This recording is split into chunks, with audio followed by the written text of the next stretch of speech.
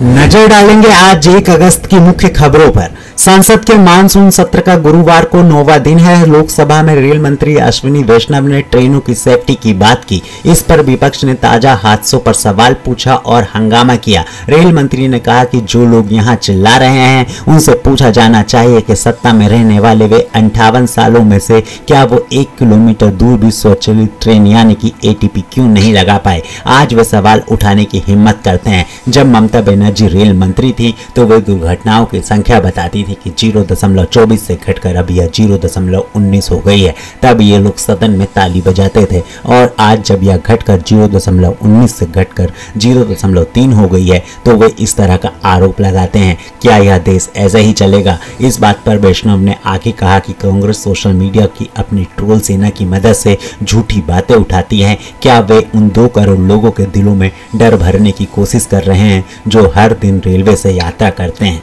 आपको बता दें, संसद का मानसून सत्र 22 जुलाई को शुरू हुआ था और यह 12 अगस्त को खत्म होने जा रहा है। जम्मू कश्मीर के सांबा जिले में भारत पाक बॉर्डर पर BSF के जवानों ने एक पाकिस्तानी घुसपैठिए को मार गिराया है। BSF के IG DK बुरा ने गुरुवार को बताया कि घुसपैठिए को बुधवार रात करीब 10 बजे खोरा पोस्ट के पास भारतीय इलाके में घुसते देखा गया था। BSF के जवानों के द्वारा चेतावनी देने के बाद भी घुसपैठिया नहीं रुका, जिसके बाद फायरिंग में वह मारा गया। सुरक्षा अधिकारियों ने कहा कि घुसपैठिया भारत पाक सीमा की 0 लाइन पार कर रहा था, जो बॉर्डर प्रोटोकॉल का उल्लंघन था। घटना को पाकिस्तान की ओर से उकसाने की कोशिश की तरह देखा जा रहा है। घुसपैठिए की पहचान और मकसद का फिलहाल पता नहीं चल सका है। अधिकारियों ने जांच शुरू कर दी है। इंटेलिजेंस से मिली जानकारी के आधार पर सेना, पुलिस और BSF जम्मू कश्मीर के कई इलाकों में ज्वाइंट सर्च ऑपरेशन चला रही है। इसी दौरान राजौरी जिले के कालाकोट इलाके में एक आतंकी ठिकाने का पता चला। यह AK राइफल और अन्य हथियार भी बरामद हुए हैं। झारखंड विधानसभा के मानसून सत्र के 5वें दिन भी जोरदार हंगामा हुआ। सुबह कार्रवाई शुरू होते ही बीजेपी के विधायकों ने जमकर हंगामा किया, जिसके बाद विधानसभा अध्यक्ष रविंद्र महतो ने बीजेपी के 18 विधायकों को मानसून सत्र से 2 दिन के लिए निलंबित कर दिया है। 2 अगस्त को दोपहर 2 बजे तक के लिए विधायकों को सस्पेंड किया गया है। इसमें विरची नारायण, अनंत ओझा, रणधीर सिंह, नवीन जायसवाल, नारायण दास, केदार हाजरा, कृष्णु दास, CP सिंह सहित कई बड़े नेता शामिल हैं। स्पीकर रविंद्रनाथ महतो ने कहा कि भाजपा के 22 में से इन 18 विधायकों को सदन के अनुरूप आचरण नहीं रखने के कारण सदन की गरिमा को ठेस पहुंचाने और अवमानना के आरोप में निलंबित किया गया है। इसके बाद विधानसभा अध्यक्ष ने 12:30 बजे तक के लिए सदन की कार्रवाई को स्थगित कर दिया था। स्पीकर की इस कार्रवाई को नेता प्रतिपक्ष अमर बाउरी ने लोकतंत्र की हत्या बताया है। निलंबित होने के बाद मीडिया से बात करते हुए उन्होंने कहा कि विधानसभा अध्यक्ष ने सरकार के इशारे पर यह काम किया है। यह सरकार निरंकुश हो चुकी है। पहले ही पत्रकारों को सदन में आने से रोका जा चुका है। मध्य प्रदेश सरकार के पंचायत एवं ग्रामीण विकास मंत्री प्रहलाद पटेल ने गुरुवार को इंदौर पर अफसरों पर जोरदार फटकार लगाई। क्षेत्रीय कर्मचारी राज्य बीमा के रीजनल बैठक में उन्होंने अफसरों से कहा कि क्या मजाक लगा रखा है, हम भी भारत सरकार से आए हुए हैं, हमको ज्ञान मत बताओ, अगली बार ऐसा नहीं होना चाहिए। वे यही नहीं रुके। पटेल ने कहा कि ऐसा डरा कर चलाओगे क्या, यह सब ठीक नहीं है। बैठक का एक वीडियो भी सामने आया है जिसमें मंत्री अपनी नाराजगी जाहिर कर रहे हैं। संसद में जातिगत जनगणना पर बहस के मुद्दे पर कैबिनेट मंत्री प्रहलाद पटेल ने मीडिया से बातचीत भी की। उन्होंने कहा कि जो क्षेत्रीय पार्टियां हैं वे जाति आधारित बात करके अपने अस्तित्व को बनाए रखती हैं। जातिगत जनगणना की बात भी उन्होंने ही की है। जब संविधान इसकी इजाजत नहीं देता तो देखने के लिए कुछ और, करने के लिए कुछ और है। वे लोग जो जातिगत जनगणना की बात करते हैं और जाति आधारित और परिवार आधारित पार्टी चलाते हैं, ऐसे लोगों को अपने गिरेबान में झांकना चाहिए। अपनी बुक ब्राह्मण द ग्रेट और अपने बयानों से विवादों में रहे IAS नियाज खान ने एक और किताब लॉन्च की है। ब्राह्मण द ग्रेट पार्ट 2 में सनातन धर्म और ब्राह्मणों की सर्वोच्च सत्ता की बात कही है। नियाज ने लिखा कि बॉलीवुड सनातन का दुश्मन है, इसे बंद कर ब्राह्मणों से कलाकारों का शुद्धिकरण कराया जाए, प्रेम मोहब्बत को अपराध घोषित किया जाए क्योंकि यह समाज में दुराचार फैलता है। IAS अफसर नियाज खान ने अपनी किताब में यह भी लिखा है, देश में लोकतंत्र की जगह धर्मतंत्र स्वतंत्र होना चाहिए, गौ माता को सबसे ज्यादा महत्व मिले, अंग्रेजी लिबास के बजाय भारतीय लिबास लागू हो, छुआछूत और भ्रष्टाचार करने पर कड़ी सजा मिलनी चाहिए। आपको बता दें ये नियाज का 10वां उपन्यास है। ब्राह्मण द ग्रेट की सीरीज में 12 अगस्त कलयुग नियाज खान का 10वां उपन्यास है। उपन्यास के नायक ब्राह्मण शुभेंद्र उर्फ जूनियर कौटिल्य भारत को ऐसा सनातन राष्ट्र बनाना चाहते हैं जो ब्राह्मण सनातन प्रति होगा। सनातन देश में ब्राह्मण केवल मजिस्ट्रेट, शिक्षा और पूजा पाठ का काम करेंगे और राष्ट्र के मार्गदर्शक होंगे। वे प्रधानमंत्री, राष्ट्रपति और सुप्रीम कोर्ट के सलाहकार भी होंगे। पार्लियामेंट कानून भी सनातन के सलाह पर ही बनाया जाएगा।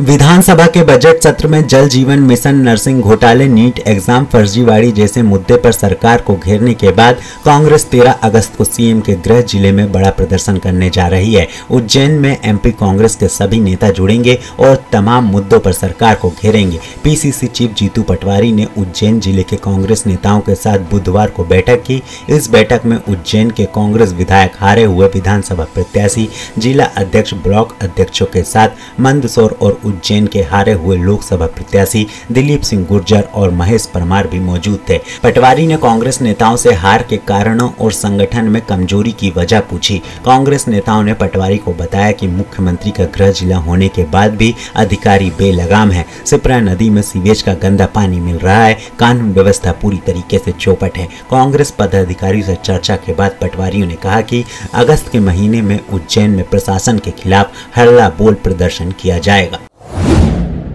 ग्वालियर में गुरुवार दोपहर जीवाजी विश्वविद्यालय के गेट के बाहर एनएसयूआई और युवा कांग्रेस के प्रदेश अध्यक्ष मितेंद्र सिंह के नेतृत्व में प्रदर्शन किया गया है। जीवाजी विश्वविद्यालय में संबंधित बीएड कॉलेजों में हुए फर्जीवाड़े और बीबीए सहित अन्य संकायों में विद्यार्थियों के लिए सीटें बढ़ाए जाने की मांग सहित अन्य मुद्दों को लेकर यह प्रदर्शन किया गया है। युवक कांग्रेस के प्रदेश अध्यक्ष मितेंद्र और एनएसयूआई के प्रदेश अध्यक्ष आशुतोष चौकसे को पुलिस ने गिरफ्तार कर जेल भेज दिया है। जब हंगामा कर रहे छात्र नेताओं ने पुलिस के बैरिकेड्स पर चढ़कर जीवाजी यूनिवर्सिटी में अंदर जाने का प्रयास किया तो पुलिस ने हल्का बल प्रयोग कर उन्हें खदेड़ दिया।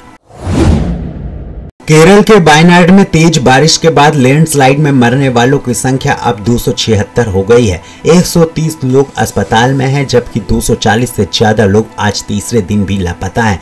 मौसम विभाग ने आज यानी कि गुरुवार को फिर से वायनाड में भारी बारिश का रेड अलर्ट जारी किया है। डिजास्टर मैनेजमेंट ने टीम ने एक बार फिर कुछ जगहों पर लैंडस्लाइड का खतरा जताया है। Drone, NDRF, SDRF, sniper dogs के साथ रेस्क्यू ऑपरेशन किया जा रहा है। भारी बारिश के कारण रेस्क्यू ऑपरेशन में दिक्कत आ रही है। पूरी रात काम करने के बावजूद सेना बेली ब्रिज का पूरा काम नहीं कर पाई है। फिलहाल पुल बनाने का काम अंतिम चरण पे है। सेना को उम्मीद है कि आज दोपहर से पहले पुल का आवागमन शुरू हो जाएगा। इस बीच राहुल गांधी और प्रियंका गांधी चुरमला पहुंचे। लैंडस्लाइड में सबसे ज्यादा नुकसान यही हुआ है। आपको बता दें यहाँ के दोनों रिलीफ कैंप जाकर पीड़ितों से मिलेंगे। राहुल गांधी वायनाड और रायबरेली से लोकसभा चुनाव जीते थे। उन्होंने वायनाड सीट छोड़ कर दी थी। अब यहाँ से प्रियंका वायनाड से चुनाव लड़ने वाली हैं।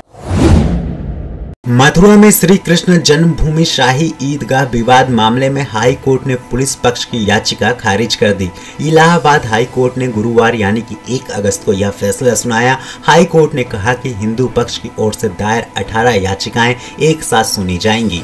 जस्टिस मयंक कुमार जैन के सिंगल बेंच ने यह फैसला सुनाया। हिंदू पक्ष की ओर से दायर याचिकाओं में दावा किया गया था कि शाही ईदगाह का 2.5 एकड़ का एरिया मस्जिद नहीं है, वह श्री कृष्ण जन्मभूमि का गर्भगृह है। वहीं मुस्लिम पक्ष ने दलील दी थी कि 1968 में हुए समझौते के तहत मस्जिद के लिए यह जगह दी गई थी। 60 साल बाद समझौते को गलत बताना ठीक नहीं है। हिंदू पक्ष की याचिकाएं सुनवाई लायक नहीं है। हालांकि कोर्ट ने दोनों पक्षों की बहस सुनने के बाद मुस्लिम पक्ष की इस दलील को स्वीकार नहीं किया। अब 12 अगस्त को हिंदू पक्ष की 18 याचिकाओं की सुनवाई एक साथ होगी। हिंदू पक्ष के वकील विष्णु जैन ने कहा कि 25 सितंबर 2020 को पहली याचिका दायर हुई थी। 4 महीने सुनवाई हुई। आज हाई कोर्ट ने 18 याचिकाओं को सुनवाई योग्य माना है। अब इस केस में ट्रायल चलेगा। हम लोगों को मौका मिलेगा कि हम सबूत पेश कर सकें।